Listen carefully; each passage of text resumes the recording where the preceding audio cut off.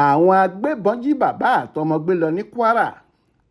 Títí di bí a ṣe ń kó ìròyìn yìí jọ làwọn ẹ̀ṣọ́ aláàbò ìpínlẹ̀ Kwara sì ń làkàkà láti dóòlà ẹ̀mí olóyè ìjọ kan Díákónì Fẹ́mi Àjàyí àti bàbá rẹ̀ táwọn agbébọn jí gbé nílùú Ìsánlú Ìsìn níjọba ìbílẹ̀ Ìsìn nípínlẹ̀ Kwara lálẹ́ ọjọ́bọ̀ tọ́sídẹ̀ẹ́ ọjọ́ 13 oṣù keje yìí.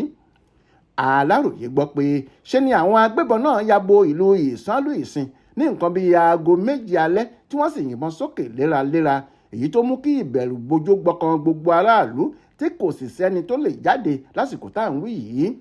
Ilé Díákónì Fẹ́mi Àjàyí tó wà ní First Baptist Grammar School nílùú Ìsánlú Ìsìn ni wọ́n gbà lọ. Wọ́n bà ọkọ̀ wọn jẹ́, wọ́n sì jí òun àti bàbá rẹ̀ gbé sá lọ.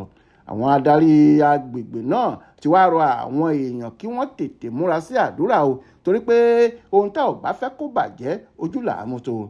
Bákan náà ni wọ́n ké sí àwọn ẹ̀ṣọ́ aláàbò kí wọ́n dìde sí ìṣẹ̀lẹ̀ náà kíá láti dóòlà ẹ̀mí àwọn èèyàn yìí kúrò lákàtà àwọn ajínigbé ọ̀hún. Alukoro ọlọ́pàá ní Kwara Ọ̀kásánmí Àjàyí fìdí ìṣẹ̀lẹ̀ náà múlẹ̀. Ó ní kọmíṣánná ọlọ́pàá CP Ẹ̀bùn Olúwarótìmí Adélèsì ti kó àwọn ẹ̀ṣọ́ aláàbò ọlọ́pàá pẹ̀lú àjọṣepọ̀ àwọn fijilantè lọ sí agbègbè náà tó sì ní kí wọ́n fọ́ gbogbo inú igbó ọ̀hún yẹ́bẹ́yẹ́bẹ́ láti dóòlà ẹ̀mí mọ̀lẹ́bí méjì tó wà lọ́wọ́ àwọn ajínigbé. Ó ṣèlérí pé àwọn yóò fi àwọn ajínigbé náà jófin tọ́wọ́ bá fi lè tẹ̀ wọ́n. Títí di àsìkò tá à ń kó ìròyìn yìí jọ, àwọn ajínigbé náà kò tíì pe mọ̀lẹ́bí àwọn èèyàn yìí láti béèrè fún owó kankan. Ibrahim Alágúnmu ló ṣàkójọpọ̀ ìròyìn ọ̀hún fún Aláròyé online television.